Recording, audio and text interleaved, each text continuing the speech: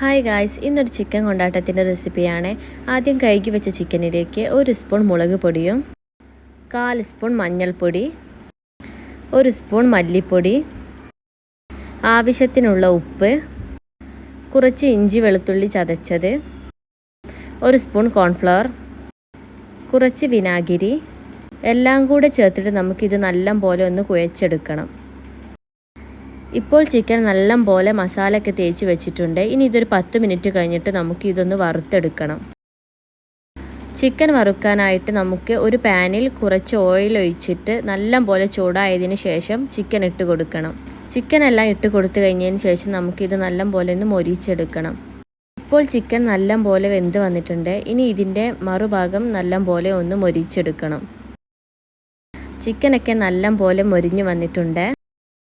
ഇനി ചിക്കൻ പൊരിച്ച ഓയിൽ കുറച്ചെടുത്തിട്ട് അതിലേക്ക് സവാള അരിഞ്ഞതും ചേർത്തിട്ട് നല്ലപോലെ ഒന്ന് ഇളക്കി യോജിപ്പിക്കണം.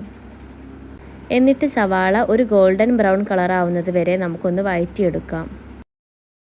ഇപ്പോൾ സവാള നല്ലപോലെ വഴറ്റി വന്നിട്ടുണ്ട്. ഇനി നമുക്ക് അതിലേക്ക് ആവശ്യമായിട്ടുള്ള ഇഞ്ചിയും വെളുത്തുള്ളിയും ചതച്ചത് ചേർത്തിട്ട് കുറച്ച് മല്ലിപ്പൊടിയും ആവശ്യത്തിനുള്ള മുളക് പൊടിയും കുറച്ച് ഗരം മസാലയും ചേർത്തിട്ട് നല്ലപോലെ ഒന്ന് ഇളക്കി യോജിപ്പിക്കണം. ഇനി പൊടികളുടെയൊക്കെ പച്ച ടേസ്റ്റ് മാറിയതിന് ശേഷം നമുക്ക് 1 സ്പൂൺ വറ്റൽമുളക് ചതച്ചതും 2 സ്പൂൺ തക്കാളി സോസും ചേർത്തിട്ട് നല്ലപോലെ ഇതൊന്ന് ഇളക്കി യോജിപ്പിക്കണം. ഇനി ഇതിലേക്ക് ആവശ്യമായിട്ടുള്ള വെള്ളം ചേർത്തിട്ട് നല്ലപോലെ ഒന്ന് ഇളക്കി കൊടുക്കണം. ഗ്രേവി ആവശ്യമില്ലെങ്കിൽ പിന്നെ നമുക്ക് ഈ വെള്ളം ഒഴിക്കുന്നത് സ്കിപ്പ് ചെയ്യാവുന്നതാണ്. ഇനി ഇതൊന്ന് മൂടി വെച്ചിട്ട് നമുക്കൊന്ന് ഒരു 10 മിനിറ്റ് വേവിച്ചെടുക്കാം. 10 മിനിറ്റിന് ശേഷം നമ്മുടെ മസാലയൊക്കെ റെഡി ആയിട്ടുണ്ട്. ഇനി അതിലേക്ക് നമ്മൾ വറുത്ത് വെച്ച ചിക്കൻ ഇട്ടിട്ട് നല്ലപോലെ ഒന്ന് ഇളക്കി യോജിപ്പിക്കണം. ഇനി അതിലേക്ക് കുറച്ച് മല്ലിയിലയും കറിവേപ്പിലയും കുറച്ച് വറ്റൽമുളക് ചതച്ചതും ചേർത്തിട്ട് നല്ലപോലെ ഒന്ന് ഇളക്കി യോജിപ്പിക്കണം.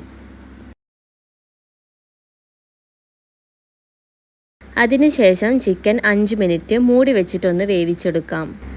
5 മിനിറ്റിന് ശേഷം നമ്മുടെ ചിക്കൻ കൊണ്ടാട്ടം റെഡി ആയിട്ടുണ്ട്. ഇത് പൊറാട്ടയും അപ്പത്തിൻ്റെ കൂടെയൊക്കെ കഴിക്കാനായിട്ട് ഭയങ്കര ടേസ്റ്റാണ്. ചൂടോടെ കഴിക്കാൻ വേറെ ടേസ്റ്റും തണുത്തിട്ട് കഴിക്കാൻ വേറൊരു ടേസ്റ്റുമാണ്. അപ്പോൾ നിങ്ങളെല്ലാവരും ഇത് ട്രൈ ചെയ്ത് നോക്കണം. ഈ വീഡിയോ ഇഷ്ടപ്പെട്ടാൽ സബ്സ്ക്രൈബ് ചെയ്യാൻ മറക്കല്ലേ. Okay, bye.